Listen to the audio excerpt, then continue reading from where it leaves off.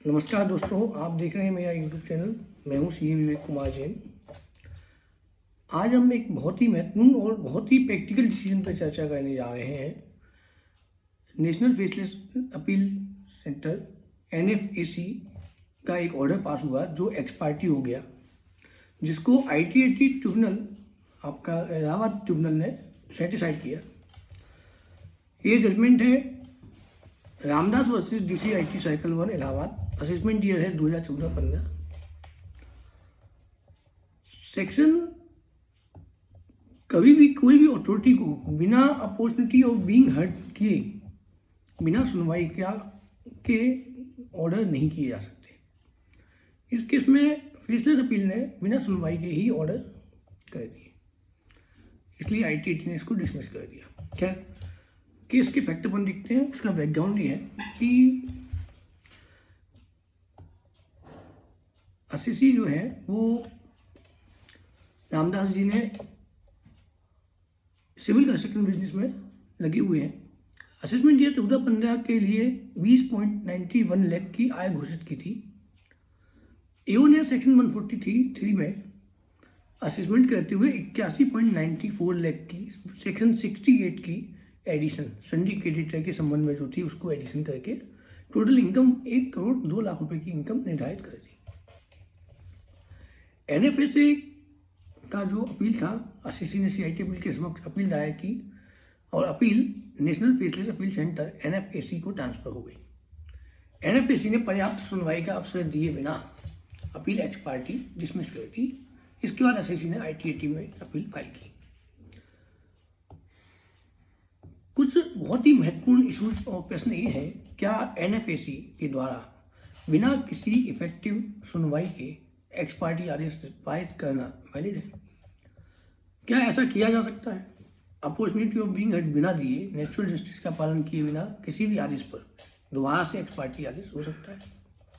क्या 81.94 लाख की income sundry creditors की प्राइमा फेसी सही है जो सेक्शन 68 में एडिशन किया गया? क्या ये एडिशन हो सकता था? क्या असेसी को रीजनेबल अपॉर्चुनिटी न देना नेचुरल जस्टिस का वायलेशन नहीं है? डेफिनेटली है। क्या अभी ये क्वेश्चन है?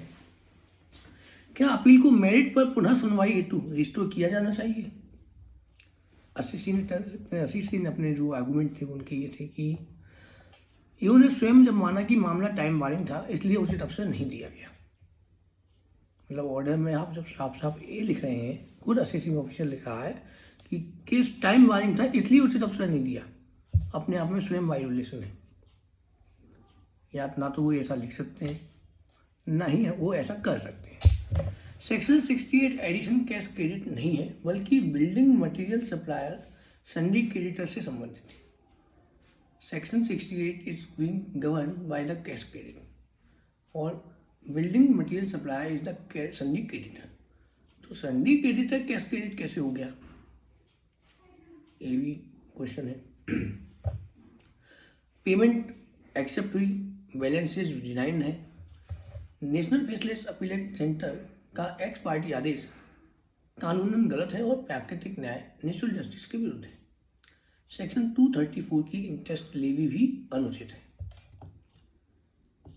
रेवेन्यू ने अपना पक्ष रखा। उसने कहा कि डिपार्टमेंट ने लोअर अथॉरिटी के आदेशों पर भरोसा किया। हालांकि आईटीटी के समक्ष डिपार्टमेंटल रिप्रेजेंटेटिव ने रिस्टोरेशन पर आपत्ति नहीं की है।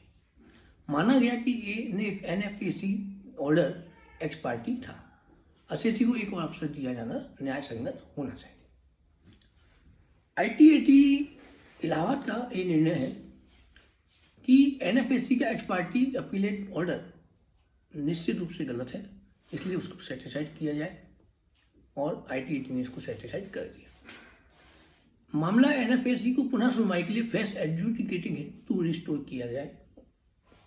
असेसी को पूरा और प्रभावी अपॉर्चुनिटी अवसर देने के निर्देश दिए गए। ये भी स्पष्ट किया गया कि रिस्टोरेशन का अर्थ सेक्शन 68 एडिशन को स्वीकार करना नहीं है। असेसी को आगे की कार्रवाई में पूरा सहयोग करना होगा। नॉन कंप्लायंस की स्थिति में एनएफएसी पुनः एक्स पार्टी ऑर्डर कर सकता है। इस पूरे जजमेंट में जो महत्वपूर्ण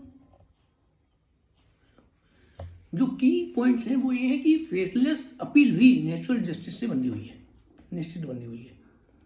कोई भी अपील बिना नेचुरल जस्टिस को, प्रिंसिपल ऑफ नेचुरल जस्टिस को पालन किए बिना निर्धारित नहीं की जा सकती। ऑर्डर अपने आप में स्पीकिंग होना चाहिए। किन ग्राउंड, किन मेरिट्स और डिमेरिट्स पर हमने ये ऑर्डर पास किया है असेसी ऑफिसर ने, ये निश्चित उस ऑर्डर में लिखा होना चाहिए। केवल नोटिस जारी करना ही पर्याप्त नहीं है। आपने एक नोटिस जारी कर दिया और किसी भी कारणवश असेसी प्रेजेंट नहीं हो पाया तो वो इफेक्टिव अपॉर्चुनिटी नहीं, आपको इफेक्टिव अपॉर्चुनिटी तो देनी ही पड़ेगी। एक्स पार्टी अपीलेट ऑर्डर को आईटीटी के द्वारा सेटिसाइड किया गया और रिस्टोरेशन भी मेरिट पर पुनः सुनवाई में होगी, ना कि असेसी की जीत हो। यह निर्णय बहुत ही स्पष्ट रूप से स्पष्ट करता है कि फेसलेस सिस्टम में भी असेसी के अधिकार सुरक्षित हैं। जो उसके प्रिलिमिनरी राइट्स हैं due to the appeal proceeding वो उसको मिलेंगी। एनएफएसी या ईओ के द्वारा अपॉर्चुनिटी न देना पूरे आदेश को इलीगल बना सकता है।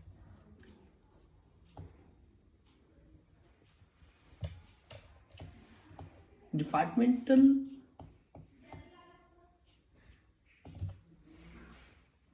एक जो सबसे बड़ी चीज़ ये है कि अपॉर्चुनिटी से फॉर्मेलिटी नहीं होनी चाहिए। आपने अपॉर्चुनिटी दी है, नोटिस दिया है, नोटिस सर्व होना चाहिए। नोटिस सर्व होने के बाद उस नोटिस को असेसी को प्राप्त होना चाहिए, उसका रिप्लाई आना चाहिए। अगर वो नहीं आता है तो एडजर्नमेंट ले सकता है, एक उसके बाद वो प्रेजेंट हो और केस को हियर करे, तभी असेसी की जीत हो सकती है।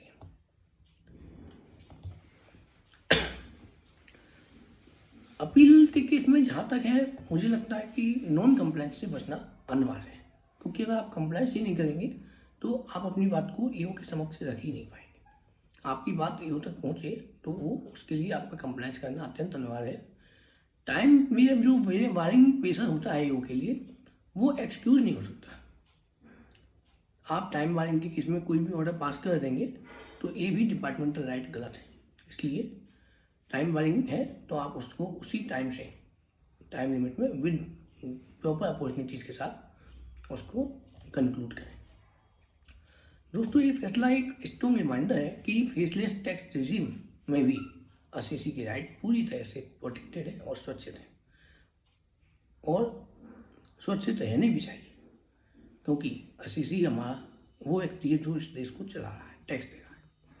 खैर, अगर आपको ये एनालिसिस यूजफुल लगा हो, वीडियो को लाइक करें, चैनल को सब्सक्राइब करें, कमेंट में अपनी क्वेरी अवश्य लिखें। Thank you. जय हिंद।